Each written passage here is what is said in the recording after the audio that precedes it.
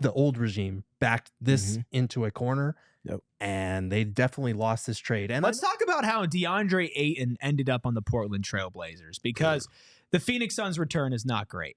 Getting back Jusuf Nurkic, no longer on the team. Nasir Little, no longer on the team. Keon Johnson, no longer on the team. And Grayson Allen, who has been extended and is still with the team, in exchange for DeAndre Ayton going to the Blazers and Toumani Camara going to the Blazers. This was also a part of facilitating the Damian Lillard to the Bucks deal. Blazers got Drew Holiday, first-round picks and pick swaps, and then, of course, flipped Drew to the Celtics. But what we're looking at is DeAndre Ayton and Scottie Pippen Light, Toumani Camara, for what is now Grayson Allen and nothing. Grayson Allen. Yeah. Yeah, this one hurts. We've talked about this on the show in the past. There were no takers for DeAndre Ayton that summer. And the only reason that they were able to trade him was because they kind of got looped into this third team. They were able to find a way to make that work. And people are going to naturally follow up, well, then why would you trade DeAndre Ayton? Why would you not just try to make it work? I've said this before, that situation was untenable. Bringing him back was just not an option. And you can parse from that what you will, but it had to happen. There needed to be a parting of ways. And for people saying like, well, they could have made it work. They would have had, Chris Paul, DeAndre Ayton, or even without Chris Paul, Bradley Beal, Devin Booker, DeAndre Ayton, Kevin Durant. That's a really good core to build around. DA had been on record at the start of last season saying that he wanted more touches, that he wanted an expanded offensive role, but he didn't have the skill set to actually warrant that. And now he was going to be fourth in the pecking order behind the big three. That was just never feasible. And we saw it kind of play out a little bit in the playoffs when he was fourth behind Devin Booker, Chris Paul, and Kevin Durant. There was a lot of feeling and a lot of sentiment at the time that DA did not give his all in that playoff series, that he was, or that at the very least, he wasn't good in that playoff series. Like, you can say what you want about, oh, they could have had a conversation and parsed it out and made it, made everybody happy. I don't think that's realistic. I think DA was ready for a new opportunity. I think the Suns needed it. So, yeah, this deal was not good. It did not pan out for the Suns, even if you do like Grayson Allen and the shooting that he brings. And throwing in Toumani really hurts on top of that. I won't deny any of that. If you're watching on TV, we appreciate you so much. Party always continues over at GoPHNX.com. If you're right here on YouTube, help us get closer to our like goal, over halfway there. More than enough of you to help us hit that like goal. If you're watching on YouTube after the fact, even if we've already hit that like goal, smash that like button, subscribe to PHNX Sports. If you're listening on audio, give us those sweet, tasty 5-star reviews. Steven, on paper, a terrible trade, but an untenable, unavoidable situation. This is still something that you look, though, and you say, what are two of the things the Suns are lacking in spades right now? Athleticism on the wing, athleticism at the center position, and offensive options outside of your quote-unquote big three. Toumani Camara, DeAndre Ayton, in theory, can solve those things. So no matter the circumstances, it really sucks that they are no longer on your roster.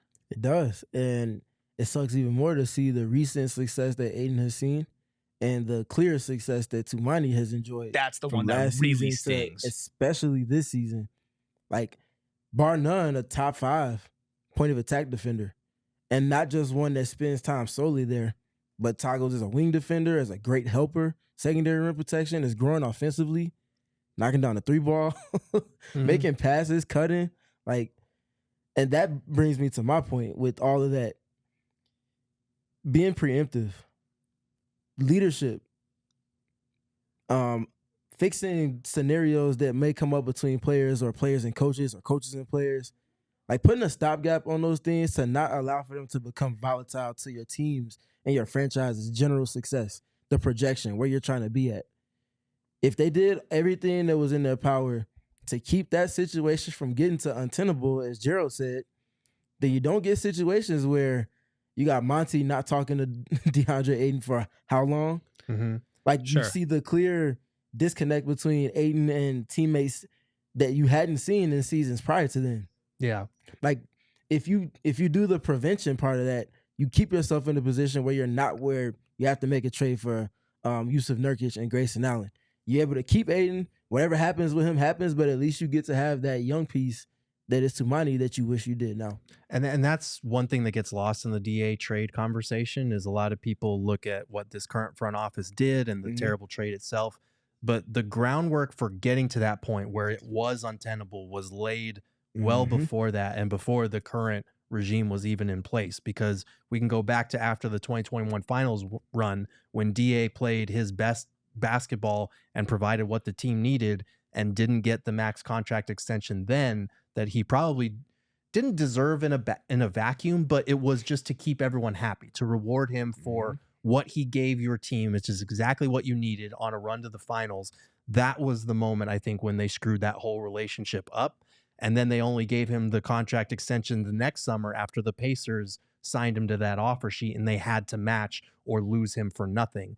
I think at that point in that summer, they should have considered a sign and trade. We know that like Miles Turner was a name that was available. That would have been a much better fit for what the Suns needed, especially with the way that DA has kind of just completely plateaued since then.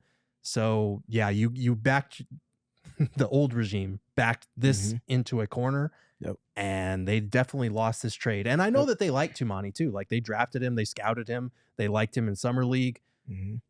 But yeah, that one hurts. And that's a real quick too. The preventative dynamic that I'm speaking to also keeps you in the position of where we talked about with Jay Crowder.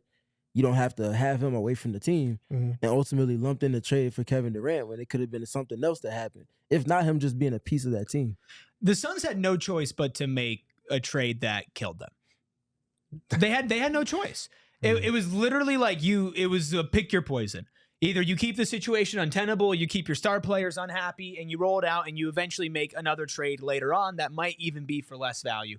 Or you take the one team who was willing to trade for this player at this time, and it costs you, in theory, a player that you should be willing to part with, which is a second-round rookie. That second-round rookie has gone on to not only be a good player, but to be one of the players with the highest amount of upside on Portland's roster and the exact archetype of player that this team needs.